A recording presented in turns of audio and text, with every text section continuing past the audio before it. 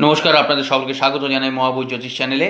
আজকাল বলবো রবি কিন্তু 1 বছর পরে শনিদেবের রাশিতে যাচ্ছে, মকর রাশিতে যাচ্ছে, যেটা মকর সংক্রান্তি হিসেবে কিন্তু আমরা জানি। তাহলে 14ই জানুয়ারি কিন্তু মকর রাশিতে যাচ্ছে। এবার এই মকর রাশিতে যাওয়ার ফলে কিন্তু 4টে রাশির দারুণ ব্যাংক ব্যালেন্স বাড়বে, শরীর স্বাস্থ্য ঠিক হবে, শত্রু থেকে আপনারা বিপদ থেকে মুক্ত পাবেন, শত্রুকে পরাজয় করবেন, সমস্ত রকম পজিটিভ হবে। কিন্তু এই 4টে রাশি নিশ্চয়ই বলবো, যারা আমায় প্রথমবার দেখছেন তারা কিন্তু আমাকে ফলো করবার জন্য এই নাম্বারটা আপনারা রেখে দিন। আর আপনারা যদি আপনাদের কুণ্ডলী দেখাতে চান এই নাম্বারে যোগাযোগ করতে পারেন, অনলাইন অফলাইন দুভাবেই কনসালটেন্সি করতে পারেন।